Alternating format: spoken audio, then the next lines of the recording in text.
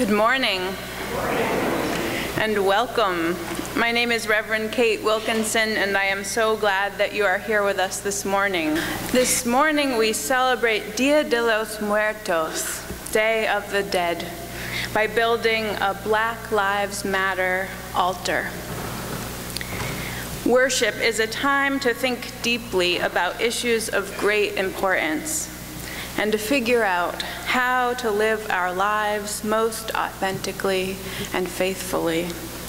So thinking about race and racism together in this sanctuary, using the ritual of altar building, is powerful. Powerful, but not always comfortable. And I recognize that we might be uncomfortable for different reasons. To our members and friends of color, I recognize that this is a very personal topic for you, and that the stories and experiences we share today might hit really close to home. It's also possible and quite likely that in an effort to work against racism and to support racial justice, we will take missteps and say or do the wrong thing. Thank you for assuming good intentions and for offering feedback when we could do better. To our predominantly white racial justice discussion and action group, many of whom are participating in today's service, I recognize that it was challenging to spend time with the stories of Black lives lost to violence this week as you researched the names I gave you. One white privilege is the ability to put the topic of racism aside when we are tired and weary of it. And I am thankful to those who choose to do the hard work of talking and thinking about race. It takes bravery to stand outside Town Hall with signs at our monthly vigil, to come to our racial justice meetings, and to speak this morning. Thank you. To those in our congregation and community who have a hard time with the Black Lives Matter movement, I hope that you too will remain present with us this morning. This congregation is dedicated to social and racial justice, but that does not mean that we all feel the same way about every topic. I know some of you have concerns that the Black Lives Matter movement is anti-police, and some of the deaths that we will be talking about today are indeed at the hands of police. My belief is that police are just a microcosm of the issues that are present in all of society and the racism we all struggle with.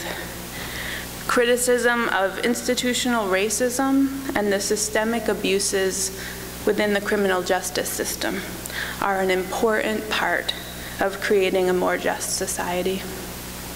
We know that police officers put their lives on the line for us every day, and so our criticisms do not mean that we are anti-police.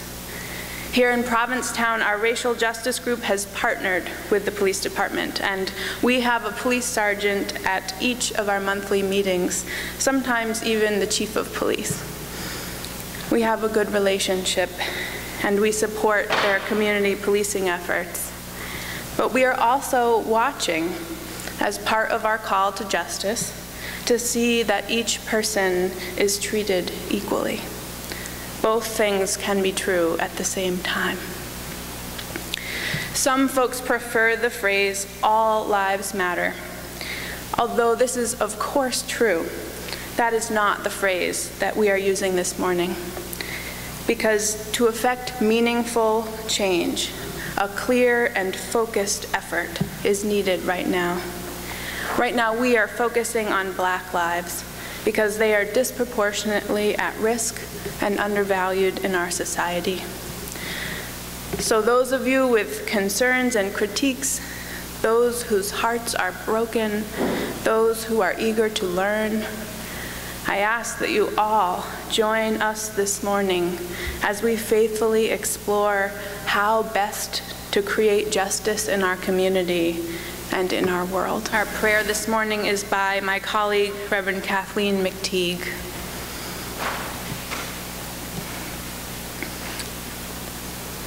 They are with us still.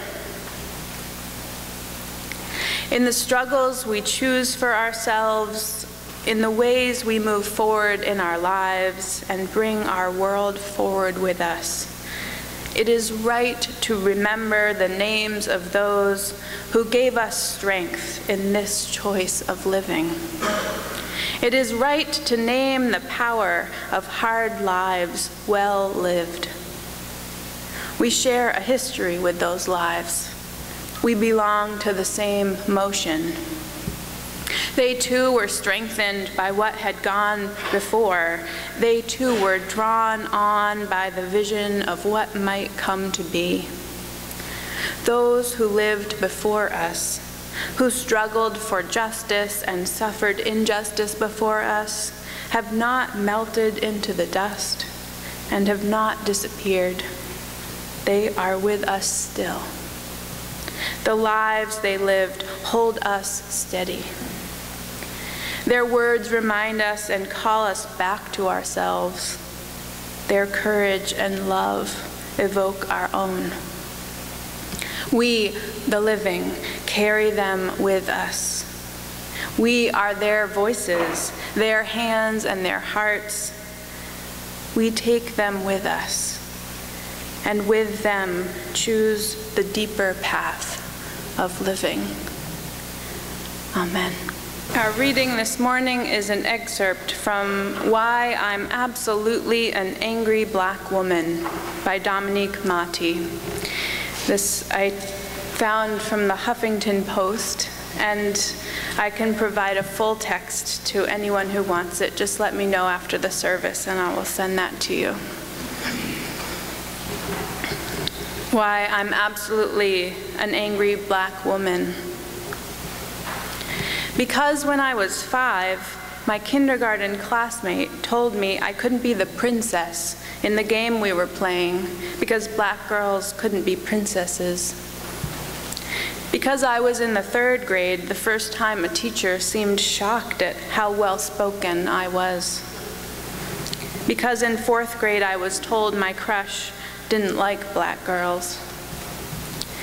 Because in 7th grade, my predominantly black suburban neighborhood was nicknamed Spring Ghettos, instead of calling it its name, Spring Meadows. Because I was in 8th grade, the first time I was called an Oreo and told that I wasn't really black, like it was a compliment. Because in 10th grade, my group of friends and I were called into an office and asked if we were a gang, or if we had father figures. Because in 11th grade, my AP English teacher told me that I didn't write like a college-bound student, though I later scored perfectly on the exam. Because I watched from the bleachers while the school resource officer didn't let my brother into a football game after mistaking him for another black boy who had been banned. Because the school resource officer maced him for insisting he was wrong. Because I was suspended for telling the school resource officer that he didn't deserve my respect. Because I was one of 2 black girls in the freshman class at my college. Because at meetings to talk about how to attract more black students, someone suggested that the school attracted a certain demographic: sustainable living, farming, general hippiness, and that maybe black people just weren't interested in things like that. Because I can't return to my hometown without getting pulled over. Because when I got married, people assumed I was pregnant. Because people who know I'm married call my husband my baby daddy. Because my pregnancy with my son was plagued with videos of black lives being taken in cold blood. Because the nurse that checked me in at the hospital to deliver wouldn't look my husband in the eye. Because when the doctors put my son in my arms and I saw that he was as dark as his father, I knew life would be even harder for him. Because my nephew told me he couldn't be Superman, Spider-Man, like he wanted to, because Spider-Man is white. Because when he was 4, he said that he wants to be white so that he can go out on a boat like the people on TV. Because I couldn't save him from that.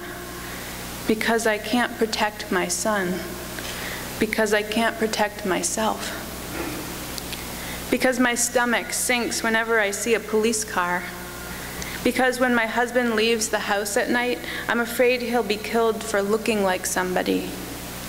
Because I worry that if I went missing, like the 64,000 other black women in this country, the authorities wouldn't try hard to find me. Because I am disposable. Because I love my skin. Because I love being a woman. Because not hating myself is considered radical. Because I've been called racist for defending myself. Because all the major protests have been for cis black men. Because I've been told that talking about the women who've died is taking away from the real issue. Because I get no break from fighting. Because everything is a struggle. Because I want more. Because I deserve better. Today in our service, we celebrate and honor El Día de los Muertos, Day of the Dead. Although it's been influenced by more recent Roman Catholic holidays, the origins of Día de los Muertos goes back over 3,000 years. In southern and central Mexico, the day is celebrated by building altars, which honor the deceased with sugar skulls, marigolds, and the favorite foods of the departed. Some themes of this day are remembrance, grief, the cycle of life and death, and honoring those who have gone before us. El Día de los Muertos has a rich history, but it is also a living tradition, which means that elements of it are ancient and connect us with previous generations, and elements of it change. It is used in new ways by people and communities making sense of life and death in new circumstances and new surroundings. Some of today's Day of the Dead altars make political statements, such as altars built to the death of democracy. Today, we take part in the living tradition of Día de los Muertos by creating an altar with a message. Our message this morning is Black Lives Matter. Our altar is built in honor of all Black lives lost to violence. It is a way to tell and hear some of the stories of these lives and to wrestle with them. We don't have enough time today to do each story justice, but our offering is a way of asking for justice for these lives and for all Black lives. Members of the Racial Justice Group will be coming forward to place pictures on our altar and to tell their stories. There are so many lives we could have named: Emmett Till, Rodney King, Amadou Diallo, Trayvon Martin, Eric Garner. Today, though, we focus more on the untold stories, the names you might not have heard of, and especially women's names. Their stories, too, need to be told. On this Day of the Dead, we remember these lives, young and old, male and female, flawed and angelic, meaningful and gone. Let us begin.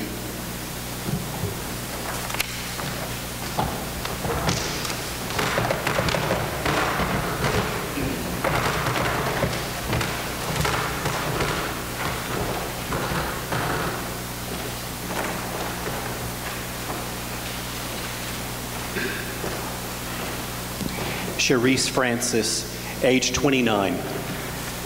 Cherise's sister had no idea that an attempt to help her would get her family member killed. On March 15, 2012, Shauna Francis called New York's information hotline to get advice on how to best get her sister to the hospital. Cherise, she explained, was schizophrenic and had stopped taking her medication. After a transfer to an emergency line, Shauna was told that someone was on their way to her sister's house to help. Minutes later, 4 uniformed policemen arrived at the house Cherise and her mother shared. While officers on the scene grabbed Cherise, handcuffed her, and held her face down into a mattress, the woman stopped breathing. The medical examiner ruled the death a homicide, writing that Francis died from, quote, compression of trunk during agitated violent behavior while prone on bed and attempted restraint by police officers.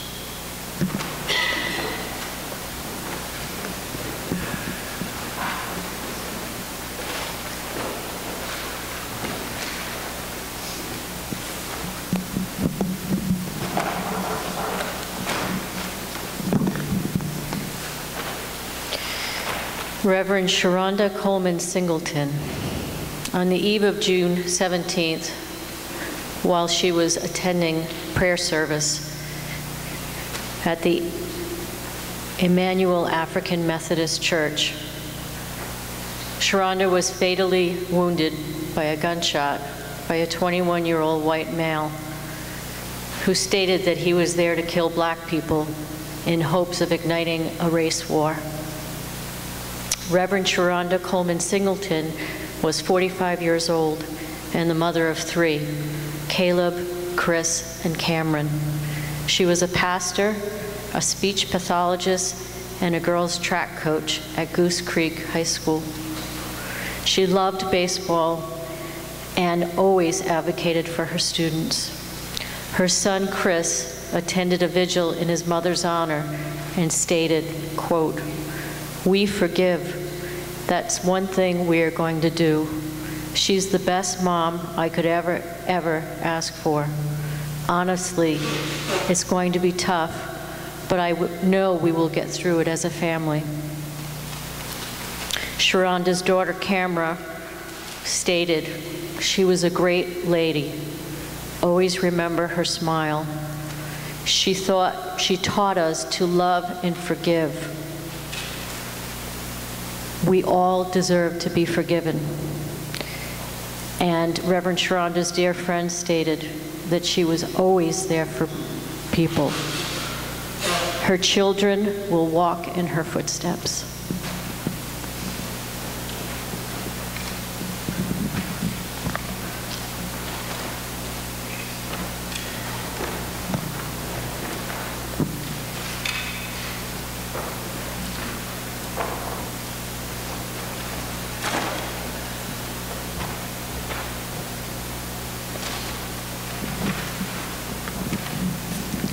Renisha McBride was shot dead on a porch early on the morning of November the 2nd in a small, predominantly white suburb of Detroit.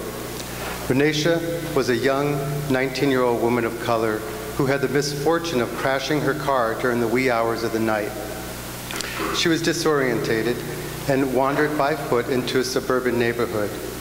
She approached a house that sat on a corner lot and began knocking loudly on the door for help. The homeowner, a 54-year-old white man, opened his front door and shot Renisha McBride through the screen door. One fatal shot to her face with his 12-gauge shotgun. What was the imminent threat? There was no confrontation or struggle. Renisha was 5'4" tall and unarmed. Initially, the shooter in this homicide was not arrested because of the stand your ground law, but was eventually prosecuted and convicted of second-degree murder. As the presiding judge handed down the sentence, she said, "I do believe that you acted out of fear, but an unjustified fear has never been an excuse for taking someone's life." Renisha's 2 sisters, mother and father, described Renisha as a hardworking, soft-spoken girl who kept to herself. She loved animals and was helpful with finding assistance for people who asked for help. Renisha graduated high school and was working full-time at Ford Motors. The older sibling says, my sister had a smile that lit up the room. Renisha McBride.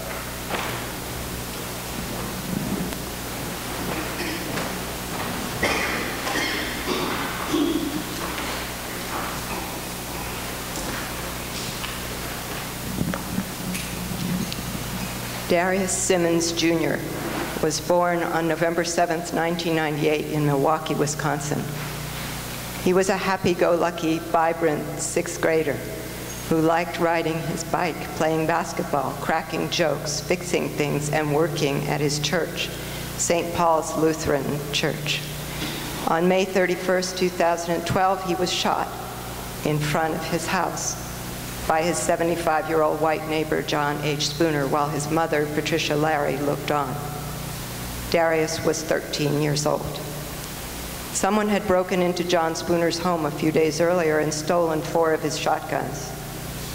Mr. Spooner had a video camera set up in his garage that had shown 2 dark figures walking near his house the day of the robbery. He decided one of those figures was Darius. Darius went out to the street to bring in the family trash barrel and was confronted by Mr. Spooner, who said he was going to teach him a lesson for stealing his guns. Darius said he did not steal the guns. Mr. Spooner shot him in the chest. After the killing, Mr. Spooner said he would have also shot Darius's older brother, who went to help Darius, except that by then there were other people around whom he was afraid he might hit. He claimed justice had been done because he was sure that it was Darius who had stolen his guns. The police searched Darius's home and found no guns. John H. Spooner was convicted of first-degree intentional homicide and sentenced to life in prison with no parole.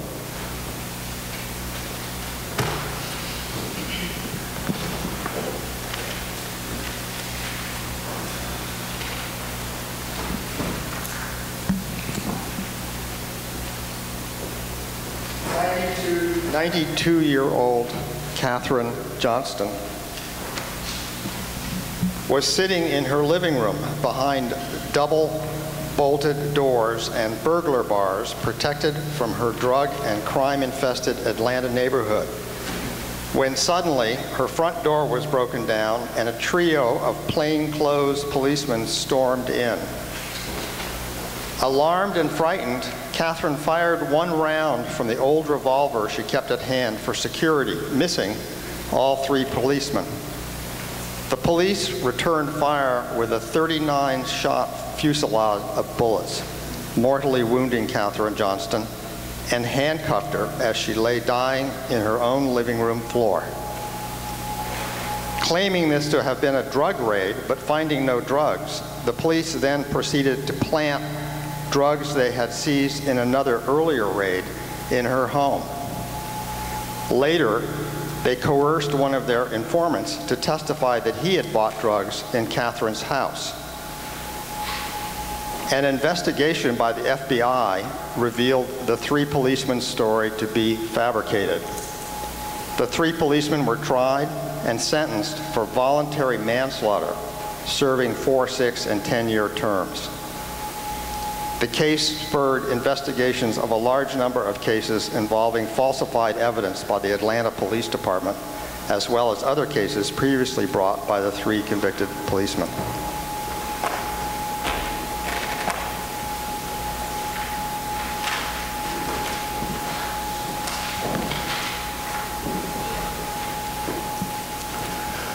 On July 10th of this year, 28-year-old Sandra Bland was driving down the road in her hometown of Prairie View, Texas, when she was pulled over by a police officer for failing to signal when changing lanes. She had had 10 other run-ins with the police in recent years and was an outspoken critic of racial profiling by the police. Whether the arresting officer knew all that when he handed her her ticket is unclear. She became agitated, especially when he asked her to put out her cigarette.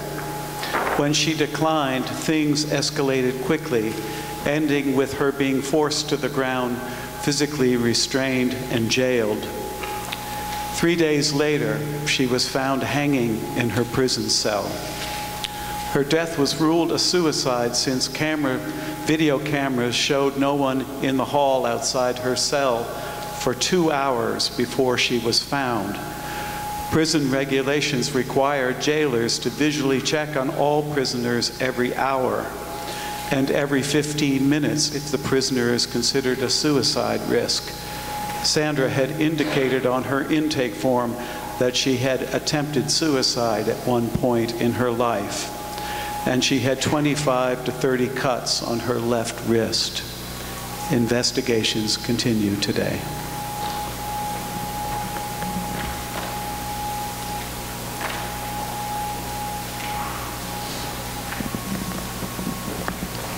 Tamir Rice, 12 years old.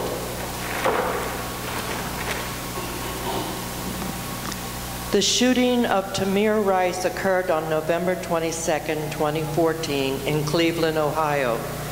2 police officers, 26-year-old Timothy Lohman and 46-year-old Frank Garbach, responded after receiving a police dispatch call. Lohman fired 2 shots before the zone car came to a halt, and within 2 seconds of arriving on the scene, hitting Rice once in the torso. Tamir Rice died the following day. The shooting sparked controversy given Tamir's age and the fact that he had a gun that resembled a handgun but was a toy gun that fired pellets, and the officers were white and Tamir was black. On Saturday, October 10, 2015, the prosecutor overseeing the Tamir Rice grand jury concluded that Timothy Lohman, the cop who killed Tamir Rice, acted within the law. Both officers have never spoken to investigators. Rice's family and supporters are demanding that a special prosecutor take over the case. On Friday, October 29, 2015, 3 Cuyahoga County Council members sent a letter to the prosecutor asking him to seek an indictment in the Tamir Rice case. Tamir's mother and grandmother shared that Tamir loved playing with Legos, watching Curious George cartoons, competing in neighborhood sports, and participating in arts and crafts programs where he crocheted embroidery for his mother. Tamir was in the 6th grade at the Marian Seltzer Elementary School. He was 12 years old.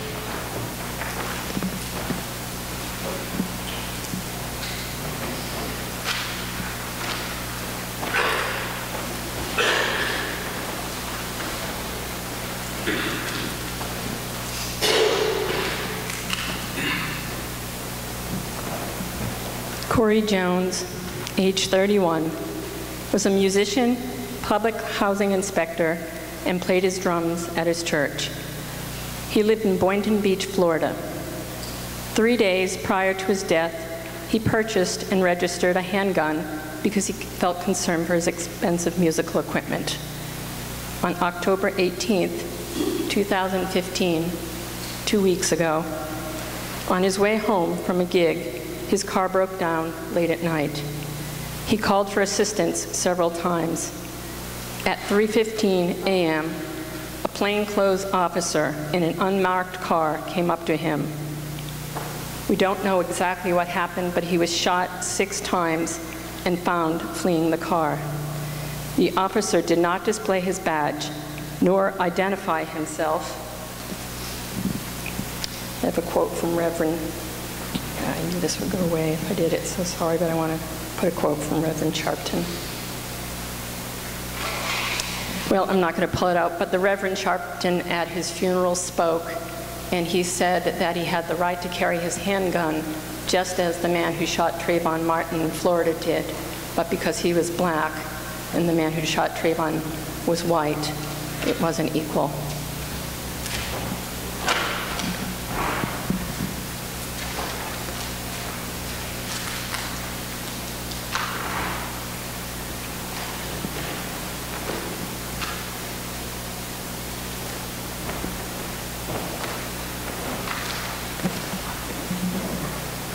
Riker Boyd, 22 years old.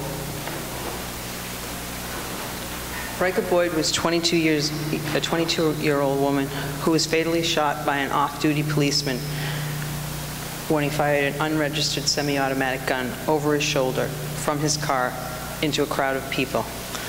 The officer, Dante Servin, claimed he mistook someone holding a cell phone for someone armed with a handgun. Some witnesses say that Servin appeared drunk at the time of the incident. Servin was charged with reckless and involuntary manslaughter, but was later cleared of all charges on a technicality by the judge, who reasoned that since shooting was intentional, Servin could not be charged with recklessness. Boyd's family was later awarded $4.5 million in a wrongful death settlement, but to date, Servin has never served any time.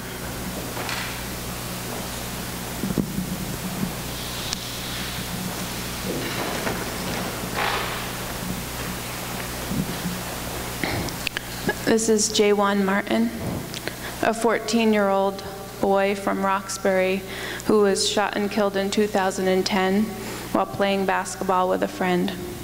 Jaywan was a popular honor roll student at the Timothy Middle School, just across the street from where I worked at the UU Urban Ministry in Roxbury. As a younger child, Jaywan had participated in our children's programming. He enjoyed cooking, sports, and math. Jaywan was killed by gang members who were looking to shoot rival gang members on their Heath Street territory. And Jaywan was in the wrong place at the wrong time. There on the basketball court of the Bromley Heath projects, race, poverty, lack of opportunity, and access to guns all intersected, taking Jaywan's innocent life. When we led a healing circle at our after-school program after his death and asked our middle school students how many of them had lost a friend due to violence, more than half of them raised their hand. None of my white friends would have answered yes to that question when we were their age. It was the beginning of my real education about the realities of racial and economic disparities in this country. And Jaywan is one of the people who come to my mind when I say Black Lives Matter. Thank you for honoring these lives with us this morning. Marcus Harrison Green, a Black Unitarian Universalist from the West Side UU congregation in Washington State, said in a sermon in September, "I understand the reluctance to discuss race in this country. The topic challenges the fundamentals of our American narrative and threatens to undermine its dictum of personal fortunes determined exclusively by hard work, grit, and perseverance. I do not stand here in judgment of that mindset today," he said. "I stand here as someone who once held it. I latched on to the grand American gospel that says every ill you face can be traced back to personal responsibility. I told myself that if I acted more politely, didn't have a chip on my shoulder, and adapted well to different circumstances, I'd be fine. I repeated this mantra so often that it became my truth. Every time a Black person was shot down on the street, I shamelessly joined in the chorus, if they had only pulled up their saggy pants. I had so deeply internalized my own inferiority," he said, "that it took a white person to rattle me back into reality. She broke down a system that allows Black infant babies to die at twice the rate of white ones, a system that expels Black kids from school at 5 times the rate of white kids, a system where police kill Black people 21 times more often than white people, and a system that cages more Black men today than were in bondage during slavery. I know that there is pain in acknowledging racism," he said. "I know it requires good intentions be balanced with patience. I know it requires silence at times in letting others speak. I know it requires self-examination that can take you to places you never wished to go. I know it requires the fortitude to be willing to be offended to be called out, to feel uneasy, and to seek understanding through that uneasiness. I know that's a lot to ask, he said at the end of his sermon, but I've discovered that that's how you articulate love in the clearest possible way. I'm looking forward to the day when that very thing is articulated by our hearts, our actions, and our institutions. When that day comes in this country, he said, there will be no need to say the words, Black Lives Matter. May it be so. Amen, and blessed be.